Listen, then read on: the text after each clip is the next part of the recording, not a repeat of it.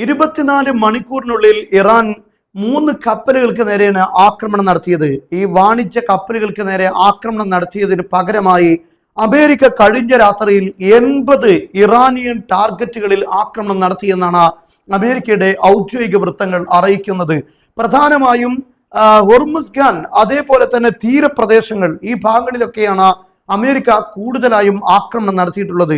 മരണപ്പെട്ട ഇറാന്റെ പരമോന്നത നേതാവിന്റെ ജനാസ സംസ്കരണത്തിനിടെയാണ് ഈ ആക്രമണങ്ങൾ ഉണ്ടായത് എന്നത് വളരെ പ്രധാനപ്പെട്ടതാണ്. അമേരിക്ക പറയുന്നത് ഇറാന്റെ മിലിറ്ററി കേന്ദ്രങ്ങൾക്ക് നേരെയാണ് ആക്രമണം നടന്നിട്ടുള്ളത് എന്നാണ്. എന്നാൽ ഇതിന് തിരിച്ചടിയായി ഇറാൻ 85 അമേരിക്കൻ ടാർഗറ്റുകൾ ആക്രമിച്ചു എന്നാണ് പറയുന്നത്. അതിൽ പ്രധാനമായും 5-ാം കപ്പൽപ്പട കുവൈത്തിലുള്ള ഈ അമേരിക്കയുടെ ഏറ്റവും പ്രധാനപ്പെട്ട ഈ പോയിന്റിനെ ആക്രമിച്ചിട്ടുണ്ട്. ഇത് 90% തകർത്ത് തരിപ്പണമാക്കിയിരിക്കുന്നു എന്നാണ് ഇറാൻ ഇപ്പോൾ അവകാശപ്പെടുന്നത്. മാത്രമല്ല ബഹ്റൈനിലും ശക്തമായ ആക്രമണം ഉണ്ടായിട്ടുണ്ട്. അമേരിക്കയുടെ സൈനിക കേന്ദ്രങ്ങളും താവളങ്ങളെയും ലക്ഷ്യമാക്കി ഇറാൻ ശക്തമായ മിസൈൽ ആക്രമണമാണ് നടത്തിയിട്ടുള്ളത്. മാത്രമല്ല മണിക്കൂറുകൾക്ക് മുമ്പും ഈ മിസൈൽ ആക്രമണം തുടർന്നിട്ടുണ്ട് എന്ന വാർത്തയും വരുന്നു. എന്തായാലും അമേരിക്കയും അതുപോലെ തന്നെ ഇറാനും തമ്മിൽ വെടിനിർത്തൽ കരാർ ഒരിക്കലും തന്നെ മുന്നോട്ട് പോവുകയില്ല എന്നതാണ് ഇതെല്ലാം സൂചിപ്പിക്കുന്നത്. കാരണം ഇവിടെ പ്രധാനപ്പെട്ട കാര്യം ഇറാൻ ഈ വാണിജ്യ കപ്പലുകൾക്ക് നേരെ ആക്രമണം നടത്താൻ ഇറാൻ പറയുന്നത് ഇറാൻ നിശ്ചയിച്ച പ്രധാനപ്പെട്ട ഒരു റൂട്ടുണ്ട്.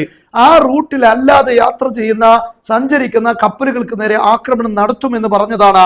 പക്ഷേ ഇറാന്റെ നിർദ്ദേശങ്ങൾ പാലിക്കാതെയാണ് ഈ 3 കപ്പലുകളും സർവീസ് നടത്തിയത്. അതുകൊണ്ടാണ് ആക്രമിച്ചത് എന്നാണ്. എന്നാൽ അമേരിക്ക ആവട്ടെ ഈ ഇറാൻ പറയുന്ന മേഖലയിൽ അല്ല അവരുടെ കപ്പൽ നീക്കം അമേരിക്ക ആവശ്യപ്പെടുന്നത്.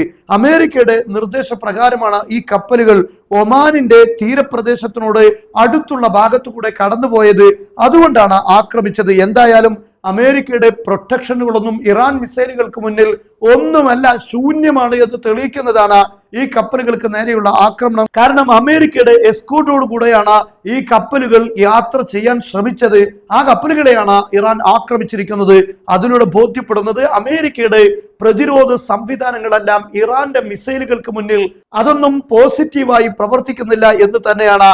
എന്തായിരുന്നാലും ഇപ്പോൾ വീണ്ടും ഇറാനും അമേരിക്കയും തമ്മിലുള്ള ആക്രമണങ്ങൾ ശക്തിപ്പെടുന്നു എന്നാണ് ഇപ്പോഴത്തെ വാർത്തകളിൽ നിന്നും മനസ്സിലാക്കാൻ സാധിക്കുന്നത്.